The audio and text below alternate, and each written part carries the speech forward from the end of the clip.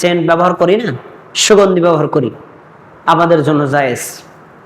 কিন্তু একজন মা, একজন বোন, একজন কন্যা যখন ঘর থেকে বের হবে, গায়ে কোনো সুগন্ধি ব্যবহার করতে পারবে না। ঘরের মধ্যে ব্যবহার করুক, সুগন্ধি তার স্বামীকে শোনাবে, সমস্যা নেই।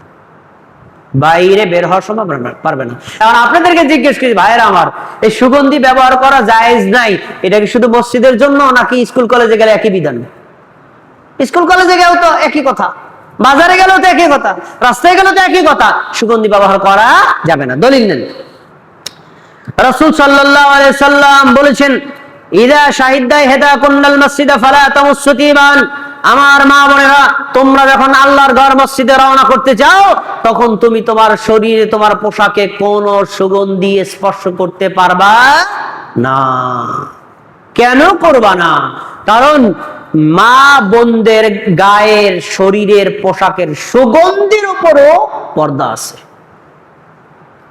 রাস্তায় যদি একজন মা চলে, আমি চলি, ওই মায়ের থেকে যদি সেন্টের ঘ্রাণ আসে, তখন ওই মায়ের প্রতি আমার আকর্ষণ হবে, বোনের প্রতি আমার আকর্ষণ হবে, এটাও হারাম। এজন্য আল্লাহ রাসূল বলছেন, ঘর থেকে বের হলে কোনো সুগন্ধি ব্যবহার করা যাবে না। তাহলে আপনারা যখন মসজিদে আসবেন, সাবধান, আপনি সুন্দর পরিষ্কার পরিপাটি পোশাক পরেন, কিন্তু কোনো সুগন্ধি ব্যবহার করতে পারবেন না। আচ্ছা, মসজিদে আসার সময় সুগন্ধি ব্যবহার করা যাবে না, কলেজে যাওয়ার সময়, স্কুলে যাওয়ার সময়, বাজারে যাওয়ার সময়, তাহলে হারাম খালি এক জায়গায়, ওখানেও তো হারাম। আচ্ছা, এরপরে মসজিদে নারী পুরুষরা আসবে, হ্যাঁ, মসজিদে ঢোকার সময়, বের হওয়ার সময় পুরুষদের গেট দিয়া মহিলা ঢুকতে পারবে না, মহিলা গেট দিয়া পুরুষ ঢুকতে পারবে না। কেন? কারণ যখন মহিলা পুরুষ একই গেট দিয়ে ঢুকবে, গায়ের সাথে গা লেগে যেতে পারে, পর্দার খেলাপ হবে নাকি হবে না? এজন্য যেই মসজিদে মহিলাদের জন্য আলাদা গেট আছে, পুরুষদের জন্য আলাদা গেট আছে, মহিলাদের সাথে পুরুষের কোনো সাক্ষাৎ নাই, ওই মসজিদে মহিলারা যাবে, ব্যবস্থা নাই, মহিলারা যাবে না। বুঝতে পারছেন? মিয়াপাড়া জামি মসজিদে মহিলাদের জন্য যে রাস্তা আছে, ওই সিঁড়ি দিয়ে আপনারা কেউ আসেন নাকি? তাহলে তাদের রাস্তা আলাদা। অবশ্যই এই মসজিদে মহিলারা আসবে, কোনো ধরনের হারাম হওয়ার কোনো সুযোগ নাই। রাসূল সাল্লাল্লাহু আলাইহি ওয়াসাল্লামের হাদিস নেন। রাসূলুল্লাহ সাল্লাল্লাহু আলাইহি সাল্লাম একদিন সাহাবীদেরকে বলছেন, আমার সাহাবীরা, মসজিদে নববীতে তোমরা আসো, মা বোনরাও আসে, কতগুলো দরজা আছে, আমি দেখি একই দরজা দিয়া মা বোনরাও ঢোকে, তোমরাও ঢোকো, তোমাদেরকে বলছি এই দরজাটা শুধু মা বোনদের জন্য রাখবা, তোমরা কেউ ঢুকবা না। এই কথা যখন বলেছেন, এই হাদিসের বর্ণনাকারী আব্দুল্লাহ ইবনে ওমর বলেন, আমি যেই দিন আল্লাহর নবীর মুখ থেকে শুনছি, সাহাবীরা এই দরজাটা মা বোনদের জন্য ছেড়ে দিবা, এটা দিয়ে মা বোনরা ঢুকবে, অন্য দরজা দিয়ে তুমি ঢুকবা, আল্লাহর রাসূলের মৃত্যুর পরেও আমি ওই দরজা দিয়ে আর কখনো ঢুকি না। মা বোনদের জন্য স্পেশাল দরজা। তাহলে কি বোঝা গেল? মা বোনরা যদি কোনো মসজিদে যায়, মসজিদের ঢোকার রাস্তা হবে আলাদা, বের হওয়ার রাস্তা হবে আলাদা, ওই রাস্তা দিয়ে পুরুষ ঢুকতে পারবে না। দুইটা শর্ত। 3 নম্বর, অজুখানা, পেশাবখানা, পায়খানা, এই জায়গাগুলো পুরুষদের আলাদা, মহিলাদের আলাদা। অজু করতে গেলে মায়ের হাত খোলা লাগবে, অজু করতে গেলে মায়ের মুখ খোলা লাগবে, অজু করতে গেলে মায়ের পা খোলা লাগবে। এখন তখন যদি একজন পুরুষ উপস্থিত থাকে, পর্দার লঙ্ঘন হবে নাকি হবে না? হবে। তাহলে যেই মসজিদে মা বোনদের জন্য ব্যবস্থা করতে চায়, সেখানে মা বোনদের অজুখানা আলাদা হতে হবে, পেশাবখানা আলাদা হতে হবে, পায়খানা আলাদা হতে হবে, যেন একই পায়খানায়, একই পেশাবখানায়, একই অজুখানায় নারী পুরুষের একাকার না হয়ে যায়। শর্ত, এই শর্ত পূরণ করতে হবে। আলহামদুলিল্লাহ এই মসজিদে তা আছে। আচ্ছা, এবার 4 নম্বর, নারীদের পূর্ণ পর্দার সাথে থাকার ব্যবস্থা থাকতে হবে। যে আসবে, আইসে নামাজ আদায় করবে, তখন বাইরে থেকে অন্য পুরুষ দেখবে, তাও যেন দেখতে না পারে। যেখানে নামাজে দাঁড়াবে তার চতুর্দিক দিয়ে আড়াল থাকতে হবে, এই মসজিদে তা আছে। আচ্ছা, এরপরে 5 নম্বর, মসজিদে যে আসবে এবং যাবে, তখন ঘর থেকে বের হওয়ার পর থেকে পর্দা করে বের হবে, ঘরে ঢোকা পর্যন্ত পর্দার সাথে যাবে। অনেকে ভাবতে পারে ঘর থেকে বের হয়েছে, এখন পর্দার দরকার নেই, মসজিদে ঢোকার আগে হিজাব দিয়ে লইলাম, না, হবে না। আপনি ঘর থেকে যখন বের হবেন তখন থেকে আপনার পর্দার বিধান শুরু মসজিদে ঢোকা পর্যন্ত, আবার মসজিদ থেকে বের হলেন ঘরে ঢোকা পর্যন্ত, এই যাতায়াত পথেও আপনার পর্দা করা কি নফল না ফরজ? ফরজ। এই 5টা শর্ত পূরণ করে যদি কোন মা কোন বোন তেলিপাড়া মিয়াবাড়ি জামে মসজিদে আসে, তাহলে মক্কা মদিনার ইমামেরও কোনো সুযোগ নাই হারাম ফতোয়া দেওয়ার, কোনো সুযোগ নেই। কেন? তারা আসছে দিন জানতে, দিন বুঝতে, তার সন্তানকে শিখাবে, তার মা বোনকে শিখাবে, তার কন্যাকে শিখাবে, তার পরিবারকে আদর্শবান পরিবার বাড়াবে। তাহলে এই বিধানকে আপনি নিষেধ করার কে? কোনো সুযোগ নাই। এজন্য আমাদের মা বোনদেরকে এই মসজিদের সাথে সম্পৃক্ত রাখতে হবে। যদি আমরা মা বোনদেরকে মসজিদের সাথে সম্পৃক্ত রাখি, আমরা যেরকম দিন বুঝি পালন করি, আমার মা বোনেরা ওরকম ধার্মিক হবে বলেন ইনশাআল্লাহ। এত কিছু বলার পরেও কিছু গাউরা মুসলমান আছে না? হ্যাঁ মোহাম্মদ ভাই, কিছু গাউরা মুসলমান যত কোরআন দিয়ে বুঝান, হাদিস দিয়ে বুঝান, মানতে রাজি না। এই মিয়া মোহাব্বত সাহেব, তুমি একাই কি মাওলানা, তুমি একাই কি হাফেজ সাহেব? শরীয়তপুরে বড় বড় মুফতির তো কোনো অভাব নাই, ওই মসজিদে মহিলারা নাই, তোমার মসজিদে মনে লয়ে এসো, কোরআন কি তুমি একাই পড়ো, হাদিস তুমি একাই পড়ো, মানি না। এরকম গাউরা লোক আছে না নাই? আচ্ছা, এই ঘাউরা লোকদের কাছে আমি শহীদুল ইসলামের কয়েকটা প্রশ্ন আছে, আপনি উত্তর দিয়ে যাবেন, এক চুল পরিমাণ লড়বেন না, উত্তর দেন। আচ্ছা, মসজিদে পাঠাইলাম না, মসজিদে যাওয়ার দরকার নেই, বেপরদা হবে তাই, ঠিক আছে। এই আপনার মা, আপনার বোন, আপনার কন্যা বাজারে মার্কেটে যায় নাকি যায় না? বলেন, মসজিদে হারাম হয় তখন হালাল হলো কিভাবে? বলেন আমারে, উত্তর দেন। বলেন, মসজিদে মা বোন আসতে পারে না, মাজারে আর মার্কেটে যায় কিভাবে? বলেন। সেখানে বেপরদা হয় না, অথচ মসজিদ সেখানে 100 গুণ বেপরদা হওয়ার সম্ভাবনা বেশি। তো সেখানে যদি যেতে পারে, আল্লাহর ঘর মসজিদে আসতে পারবে। আচ্ছা, এরপরে আপনার বোন, আপনার কন্যা স্কুল কলেজ মাদ্রাসায় যায় না?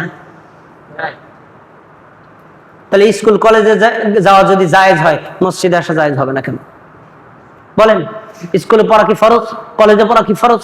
মাদ্রাসা যাওয়া কি ফরজ? জামাতের মাসালা করা ফরজ, তাহলে মসজিদে কেন আসতে পারবে না? বলেন। আচ্ছা, এরপরে ওয়াজ মাহফিলে আমাদের আগে এটা ছিল না, এখন অনেক হয়েছে। দেখবেন মসজিদে ওই পোস্টারে লেখা আছে, বিশেষ দ্রষ্টব্য, পর্দার সাথে মা বোনদের ওয়াজ শোনার সুব্যবস্থা আছে। তো ওয়াজ শুনতে মা বোনরা যায় নাকি যায় না?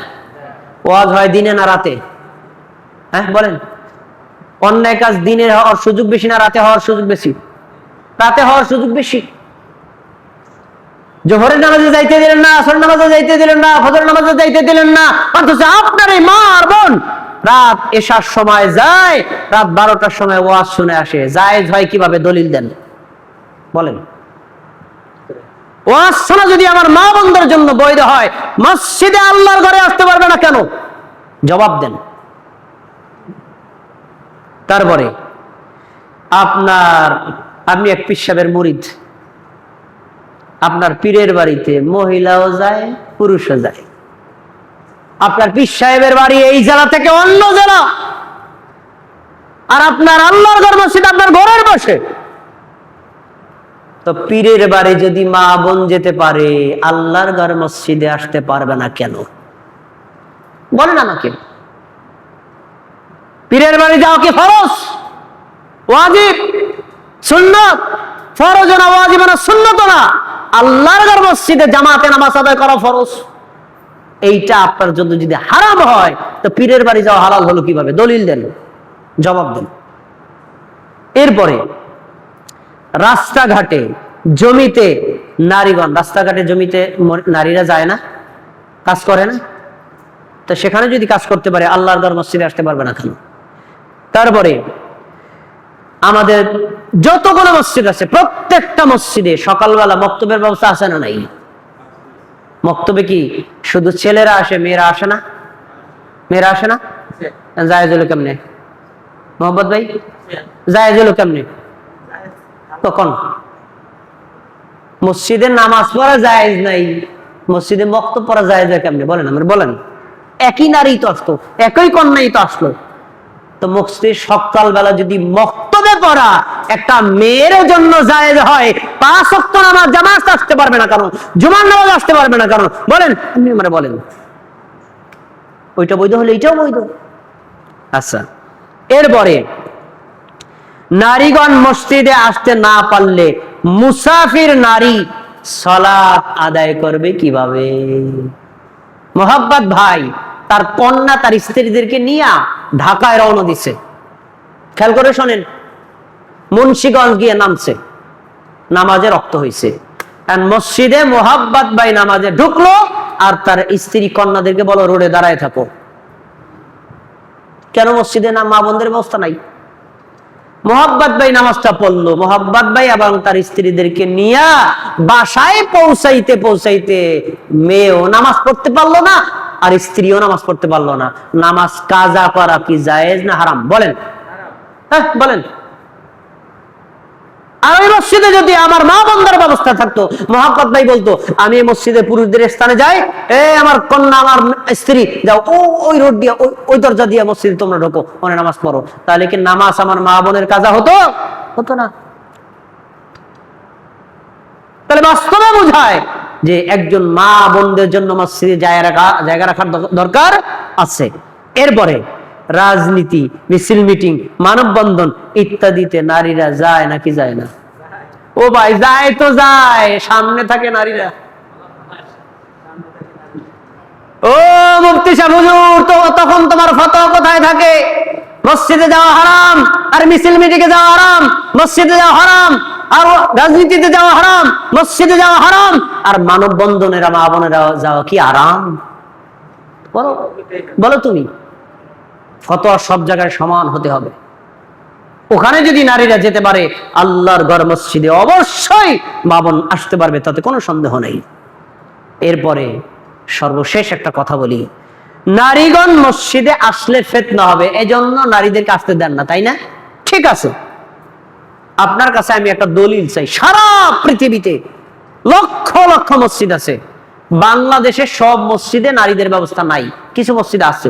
যেমন এই গত সরকারের আমলে 64টা জেলায় প্রায় 560টা মডেল মসজিদ করছে, প্রত্যেকটা মসজিদে মহিলাদের জন্য নামাজের ব্যবস্থা আছে। জানেননি আপনারা? জানেন? প্রত্যেকটা মডেল মসজিদে মা বোনদের জন্য নামাজের ব্যবস্থা আছে। হ্যাঁ, আচ্ছা, বাংলাদেশে কম আছে, এছাড়া বহির্বিশ্বে প্রত্যেকটা মসজিদে মা বোনদের জন্য ব্যবস্থা আছে। আমি আপনার কাছে দলিল চাই, মসজিদে আসলে ফিতনা হবে। এই সারা পৃথিবীর মধ্যে একটা মসজিদ দেখান যেই মসজিদে নারীরা যাওয়ার কারণে ফিতনা হয়েছে, একটা মসজিদ আমার দেখান।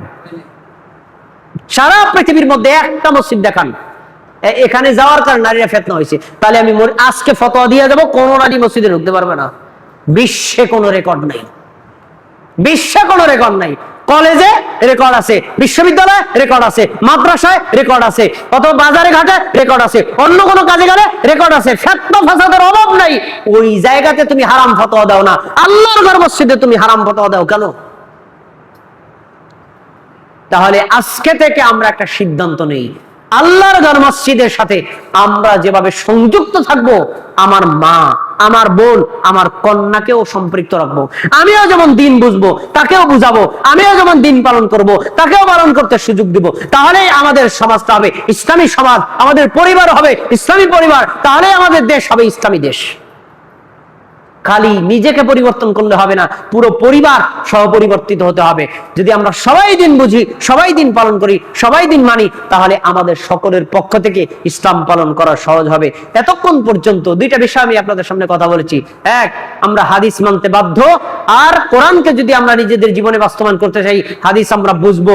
2 নম্বর কথা হলো আল্লাহর ঘর মসজিদের মাধ্যমে নিজেকে সংশোধন করতে চাইলে, পরিবারকে গঠন করতে চাইলে নিজেও যেভাবে সম্পৃক্ত থাকবো, আমার মা, আমার বোন, আমার কন্যা, আমার স্ত্রী, এই 4 শ্রেণীর লোকদেরকে মসজিদের সাথে সম্পৃক্ত রাখবো। এখন থেকে রাখার চেষ্টা করবো তো ইনশাআল্লাহ। এই মিয়াবাড়ি, তেলিপাড়ি জামে মসজিদে এই ব্যবস্থা করা হয়েছে। আপনি আপনার মসজিদে এলাকাবাসী যদি সম্ভব হয় করেন, পরিবেশ না থাকলে তো করা জরুরি না। যদি আপনার ওইরকম পর্দার সাথে ব্যবস্থা করতে পারেন আলহামদুলিল্লাহ, ওখানেও চালু করেন, দেখবেন মা বোনদের মধ্যে দ্বীনের যথেষ্ট বুঝ আসবে, অনেক পরিবর্তন হবে। আল্লাহ রাব্বুল আলামিন এতক্ষণ পর্যন্ত আমরা যে কথাগুলো শুনেছি সবাইকে হৃদয়ে ধারণ করার এবং আমল করার তৌফিক দান করুন, বলেন আমিন।